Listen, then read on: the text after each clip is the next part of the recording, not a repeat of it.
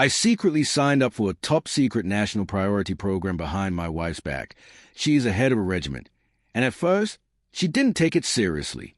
She only thought I had suddenly become obedient. Even when she gave the promotion opportunity the organization had assigned to me to her childhood sweetheart, I didn't get angry.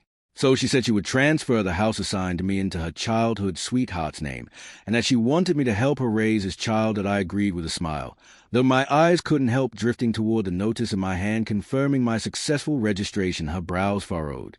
Don't you dare get any bad ideas. If you regret it, I'll divorce you on the spot. I put on a troubled look. But if you give the house to him, where will I live? The organization gave me another one, didn't they? Phineas is raising a child on his own. It's not easy. Show a little compassion. Hearing her cold words, I felt secretly delighted. If she's that full of universal love, she should be willing to donate all her assets to the Red Heart Welfare Home, right? After all, saving a group of children is far more loving than saving just one. That after filling out the registration form, I went back to the family housing compound.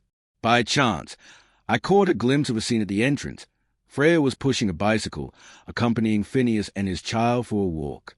Hanging from the back in a net bag were daily necessities she had bought for father and son, an enamel wash basin, a hot water kettle, and some pastries and snacks. Anyone who didn't know better might think they were the warm and happy family of three. When he saw me, Phineas hesitated to speak, putting on that standard fragile expression. I'm sorry, Romeo. I didn't expect things to turn out like this. If it really bothers you, I'll try to persuade Freya to bring it up to the higher-ups again. Phineas, Freya, and I grew up in the same compound. Since childhood, I was a bit of a troublemaker, stubborn, never admitting defeat, the kind to swallow a broken tooth rather than spit it out. But Phineas was different. He always wore faded, hammer-down clothes, a pair of glasses, and carried himself like a pitiful little thing. When we grew up, Freya joined the army while Phineas and I attended Geological University. In our final year, an opportunity suddenly came up to study abroad. The school had originally selected me, but Phineas went to Freya, crying his eyes red with indignation. You and Romeo come from good families. You have plenty of chances to go abroad.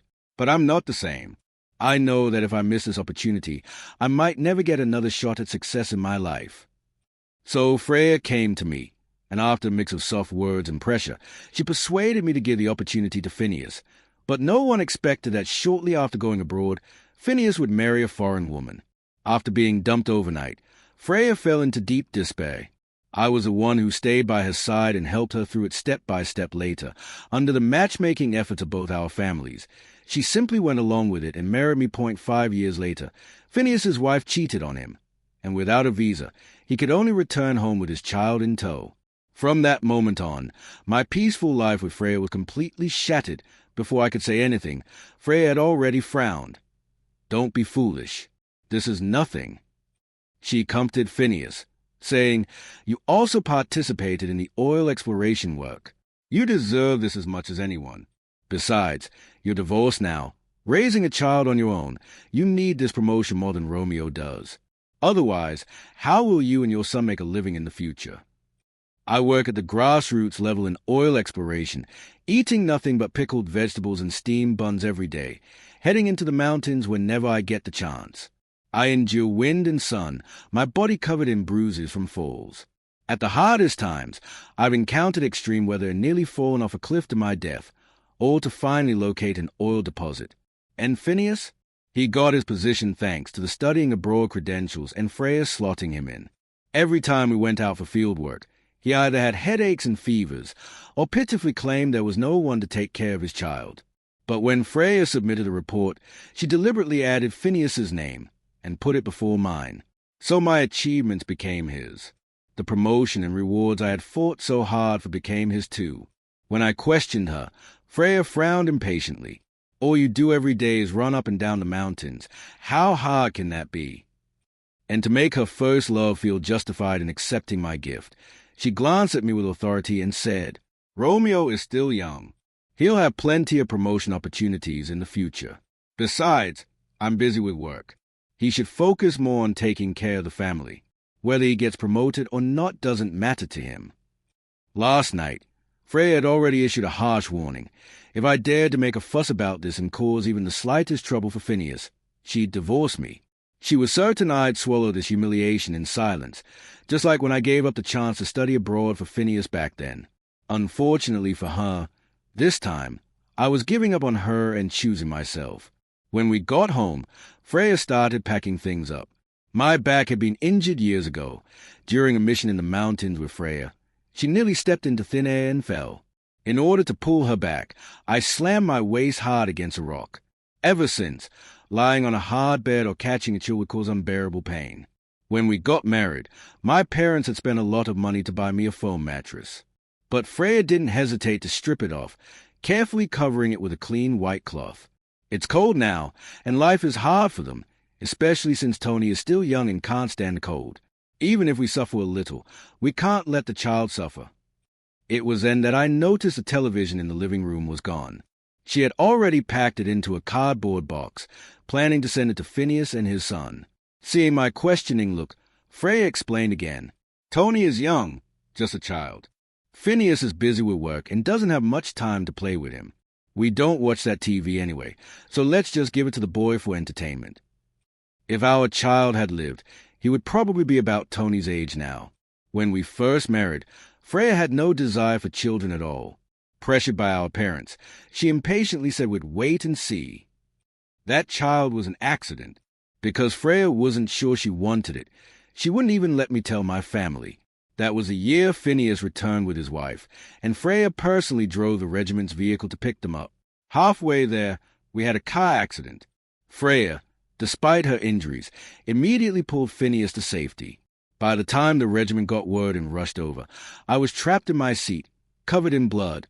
I still remember Freya's sharp voice. Send Phineas to the hospital first. Romeo and I are fine. In the end, the diagnosis showed that Phineas only had minor scrapes and a fright. But Freya's unborn child was gone. From then on, she didn't dare let our families know. Even in the hospital ward, having just lost a baby, she still defended Phineas righteously. I'm a soldier. Protecting civilians is my duty. You're my spouse, and you should make sacrifices at the most dangerous moments. If you can't even have that much dedication, how can you call yourself the husband of a regiment commander? And now, she asked me with the same self-righteousness, have you finished the transfer paperwork for Phineas yet? Not long ago, I was assigned a house by my unit. Phineas wasn't so lucky. He missed the right timing, so is still living with his child in a place Freya rented for them. When he came to see the new house, Phineas's eyes turned slightly red. If only I had a place like this, then Tony wouldn't have to wander from place to place with me. And just like that, Freya, without hesitation, she decided to give my house to him. I froze for a moment, my gaze drifting instinctively toward the file folder I had hidden in a drawer. Inside wasn't any property transfer paperwork at all, but the confidentiality agreement I had signed for the National Priority Secret Program. Seeing my hesitation, Freya thought I was just reluctant. She immediately frowned. Didn't we agree on this? Don't get any bad ideas.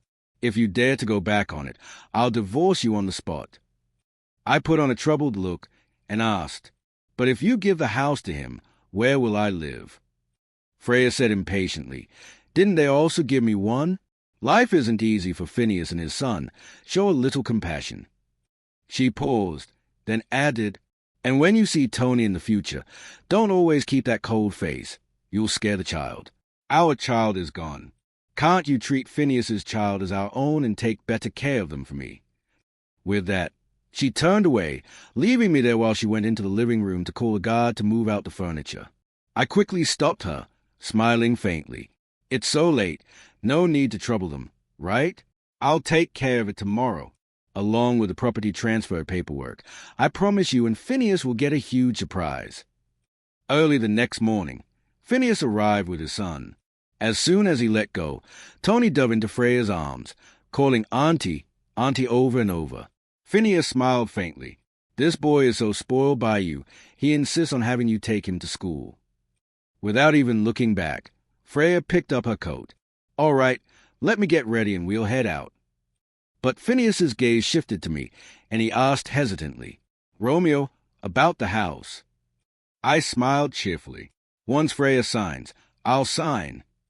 Freya's hand froze halfway through putting on her coat. Your house. What am I signing for?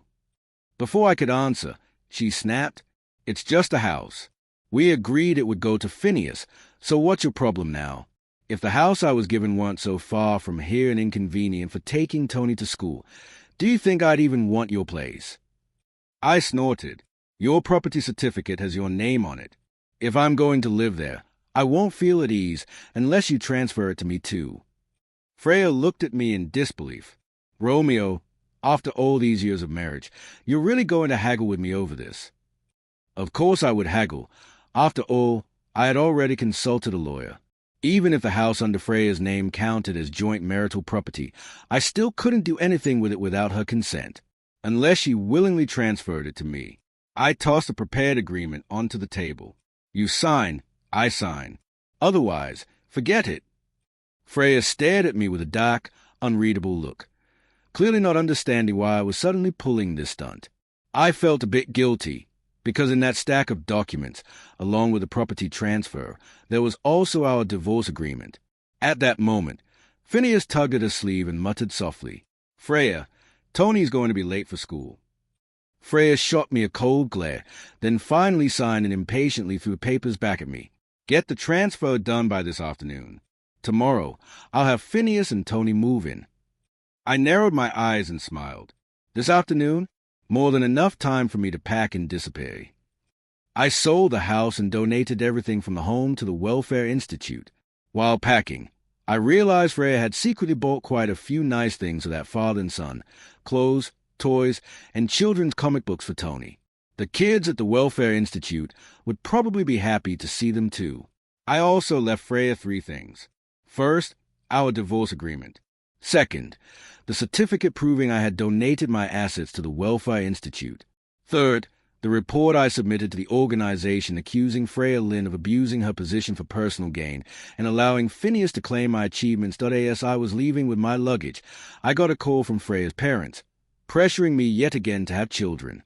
All these years, the Lynn family had kept up the pressure, especially my mother-in-law, who was always making snide remarks, hinting that there must be something wrong with me physically. They had introduced me to all kinds of traditional remedies in hospitals, but Freya had always turned a blind eye. She never dared let them know about the child we lost because of Phineas. Feigning surprise, I let out an "oh" and replied, A child? We had a child. But Freya miscarried while saving someone. If you want the details, ask her. Before they could react, I hung up. Dragging my suitcase, I locked the door and went downstairs, soon spotting a van waiting at the corner. The moment I climbed in, I finally let out a breath of relief. I couldn't wait to see what kind of reaction Freya would have when all these ticking time bombs went off at the same time. Our research base was in the northwest region. By the time I boarded the bus arranged by the organization arrived, the explosions on the Lynn family side had already gone off. First was the matter of Freya letting Phineas take credit for my discovery. The organization took it seriously and sent down an inspection team. Under the pretense of surveying the site, they had Phineas lead the way. But the Phineas who had taken the top credit in Freya's report didn't even know where the oil deposit was. The mountain paths were treacherous, and it happened to be raining that day. Phineas pointed randomly, nearly leading the inspectors into a dangerous gully.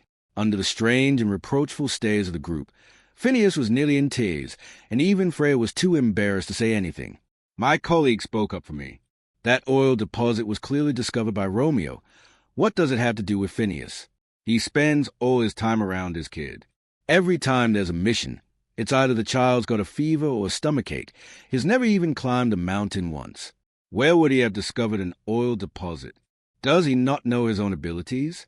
They obviously made a mistake up top, and he still had the nerve to claim it. Unbelievable. In the end, Phineas was fired. Freya was demoted and given a disciplinary record, and the position and honors that should have been mine were frozen in place. Then came the matter of me donating all our assets to the Welfare Institute. When Freya came home and saw the empty house, she was stunned and quickly tried to call me. But then her eyes fell on our divorce agreement, and she was even more shocked. Before she could recover, her parents showed up to confront her in anger. Luckily, I had already cleared everything out before leaving, so her parents had nothing to smash, meaning they took all their anger out on Freya. Her father got so worked up that he had a heart attack and was rushed to the hospital. I heard Phineas even had the goal to take his child along to visit, but the moment her parents saw that boy, they thought of the child Freya and I had lost. They became even more agitated and cursed Phineas out before kicking him out. When all the chaos finally subsided, the Lynn family issued an ultimatum. Freya had to cut off all contact with Phineas and never again meddle in his and his son's affairs. Not only that, they refused to acknowledge the divorce agreement with me and insisted Freya bring me back. But I had signed a confidentiality agreement, with my location hidden not only from Freya but even from my own parents. Now, Freya truly had nothing left. A massive oil field had been discovered in the northwest, and it was immediately taken over by the higher authorities. Our job was to conduct research on extraction methods within the restricted zone of the oil field. There, I met my geology mentor, Master Wu, an elder highly respected in the industry. It was he who had invited me to come. Master Wu shook my hand excitedly. "Romeo, it's so good that you could come. This oil field is of immense importance. Our technology in all aspects is still incomplete, so now is exactly when we are needed most. We must make sure this work is done well." The confidentiality agreement I signed was for 5 years. That meant, for those 5 years, I would have to stay at the base, and I couldn't let anyone around me know what I was doing. So before coming, I only called my parents to tell them I would be working out of town for 5 years. As for the details, I didn't reveal a single word. Master Wu cautiously asked, "Before coming here, did you make things clear with Freya?" I replied calmly, "Freya and I are already divorced." Seeing his surprised expression, I grinned and added, "Now is the time to dedicate myself to my career and my youth. I don't want to be held back by relationships. I've missed too many opportunities before. This time, I have to seize it for myself." Master Wu's surprise turned to relief. He nodded. Good, as long as you can decide for yourself." Then he turned and waved someone over. Sally, come here. I'll introduce you. This is my prize student Romeo, outstanding in skill, diligent in attitude. He'll be working in our oil field from now on. He's just arrived, so if there's anything he doesn't understand, teach him." Walking toward us was a woman about 1.60 meters, with gentle features. Even in the harsh and rugged environment of the Northwest, she gave off the feeling of a lotus blooming in clear water. She looked at me with a soft smile and extended her hand. "Hello, my name is Selina." I studied her briefly and offered my hand in return. "Hello, Romeo." The living conditions at the base were harsh. The only housing was simple sheet metal huts, swaying in the wind and producing an ear-piercing clanging sound. Selina led me to the quarters arranged for me, and along the way, young soldiers carrying rifles saluted her and called out, "Commander!" The dormitories here are divided into 3 large sections. Each one is separate, and there are regular patrols at set times every day. As long as you don't wander out without permission, it's absolutely safe. I gave a wry smile and muttered, "Feels like being in prison." Selina stopped in her tracks and looked back at me. I instantly realized I'd said the wrong thing and tensed up. But the next moment, she smiled sweetly. "It is like being in prison, but a very meaningful one. And once this project is completed, Mr. Romeo, your future will be limitless." After all, this was the largest oil field ever discovered within the country. Overcoming the challenges of extracting, it would put me among the top professionals in the industry. My dorm room had already been cleaned, with bedding, a kettle, and all the daily necessities ready. Pausing at the doorway, Selina added, "Supplies here are purchased once a month, approved and bought uniformly by higher authorities. Only those of major general rank and above can enter and leave freely. If you need anything, Mr. Romeo, you can tell me in advance." Finally, she gave me a crisp, formal military salute. No matter what, anyone who can work here is a comrade worthy of respect. "Mr. Romeo, welcome to our team." According to my mentor, Selina had deep ties to our field as well. It was a father who had discovered this oil field, but the harsh conditions of the Northwest took their toll. After years of surveys, her father's health collapsed, and he passed away just before seeing his work recognized. When the authorities decided to develop the Northwest oil reserves, Selina was the first to apply to guard the site. It was her way of fulfilling her father's last wish. 5 years passed quickly. When I received the appointment notice from above, I was overjoyed and immediately went to find Selina to share the news. Unfortunately, she wasn't there. Someone said she'd been called to a meeting at the military district. With the evacuation orders urgent, I had no choice but to leave her a note with my parents' home address and phone number written on it. Then, just like when I had first arrived, I boarded the swaying bus and set off into the wind and dust ward home. Stepping off at the station and returning to the compound, I felt a mix of familiarity and strangeness. And there, I saw Freya again. To my surprise, in the 5 years that had made me more confident and mature, she had become almost unrecognizable. Once, she always wore neatly pressed clothes, looking beautiful and dignified. Now, her clothes were wrinkled, her long hair streaked with white, and worry lines etched across her face. She was pushing a battered old bicycle, walking with a limp. When she saw me, her eyes went wide. The bike clattered to the side as she hobbled toward me, clutching my arm in barely restrained excitement. "Romeo, you're back!" I pulled my hand away at once and asked quietly, "Do you need something?" The veins on her forehead stood out. "We're husband and wife." I let out a short laugh. "We've been divorced for years, haven't we?" Freya fell silent. In her eyes, I saw my reflection. Then she looked down at herself in defeat. "Finally," she said softly, "you're still blaming me, aren't you? These past 5 years, I blame myself too.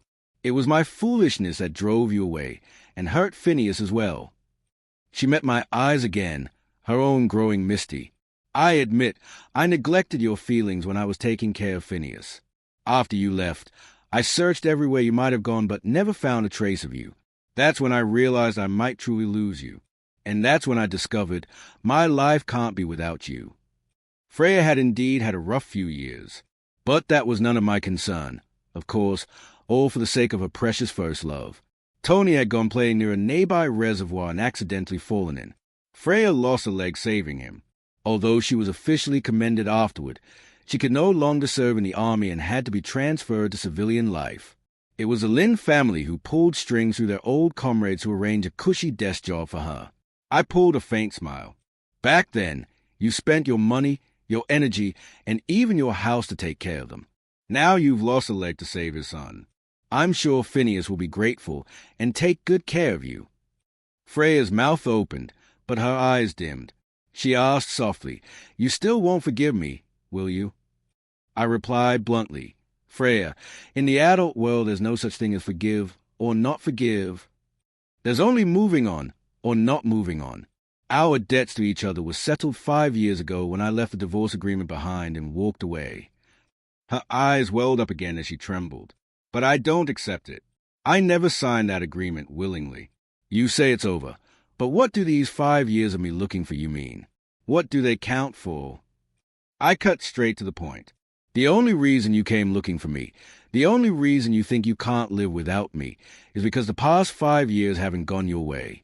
You're missing a man who works hard without complaint, someone to handle all your parents' and relatives' daily troubles for you.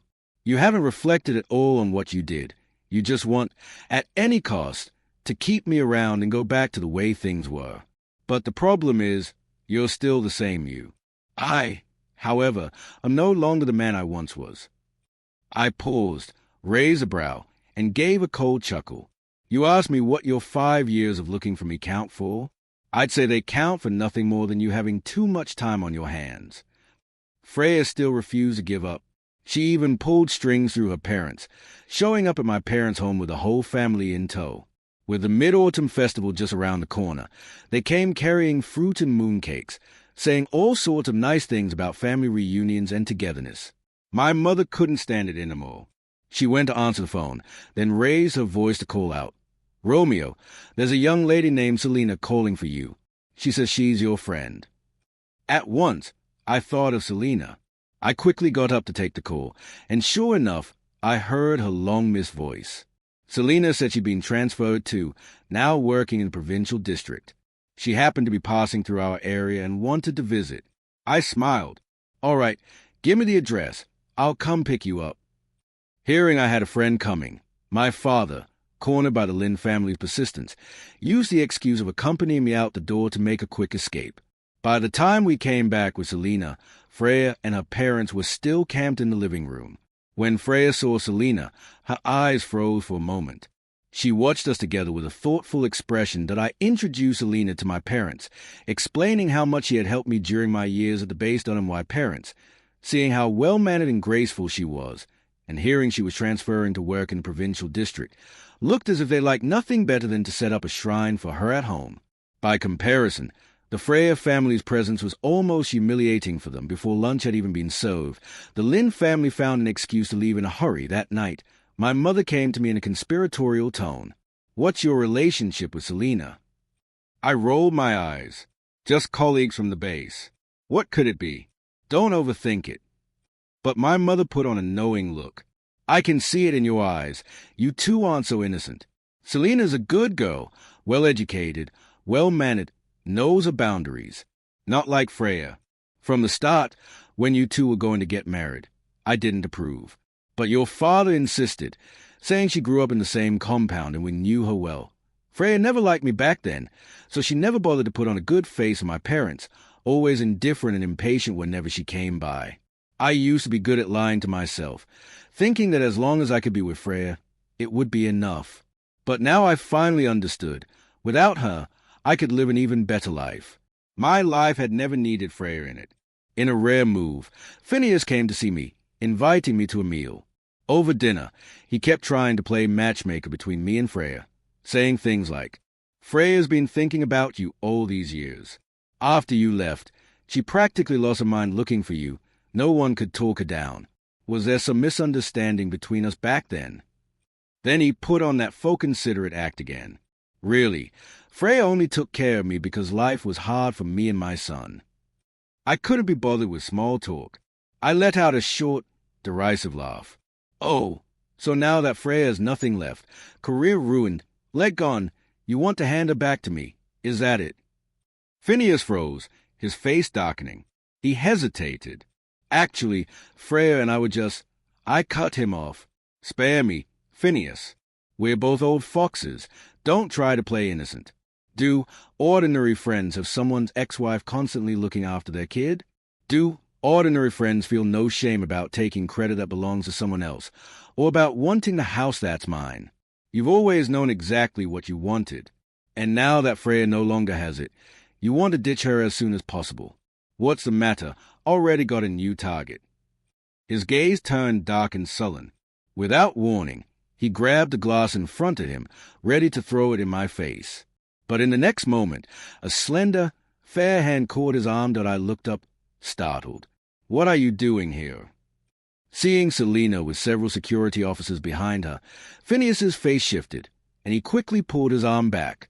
He asked cautiously, "And this is—" Selena didn't even acknowledge him. She only said to me, "Your mother said you'd gone out to meet a friend. I was in the area on business and thought I'd drop by to see you." Phineas, ever the nuisance, deliberately chimed in. "Romeo, so this is your friend? When will you introduce her to Freya? Even though you're divorced, you've all known each other for years. All these years, you and Freya have helped me so much. I've always felt guilty about it." I knew he was trying to remind Selena that I was divorced. I opened my mouth to speak, but Selena suddenly declared, her tone lofty and unwavering, "It's precisely because I know Romeo's past that I like him."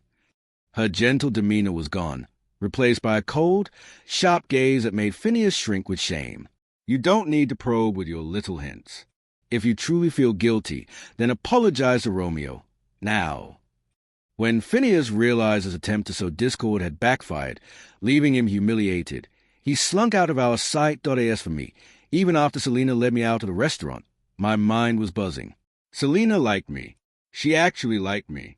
I'd had a faint suspicion back at the base, but I never expected her to admit it so directly that I in the car. The air between us was thick with tension and awkwardness. We didn't exchange a single word until she dropped me off at home. Walking down the plain tree-lined path to my door, Selena finally couldn't hold back. She caught my arm. Looking straight into my eyes, she began her confession. "Romeo, what I said just now, I meant it. I really do like you. I had originally planned to find a more proper moment to tell you, but this works too. For someone usually so carefree, she now showed a hint of nervousness, even muttering in complaint. You haven't given me an answer yet." Still dazed, I asked, "You like me?" Selina chuckled and countered. "Why else do you think I applied to be transferred here?"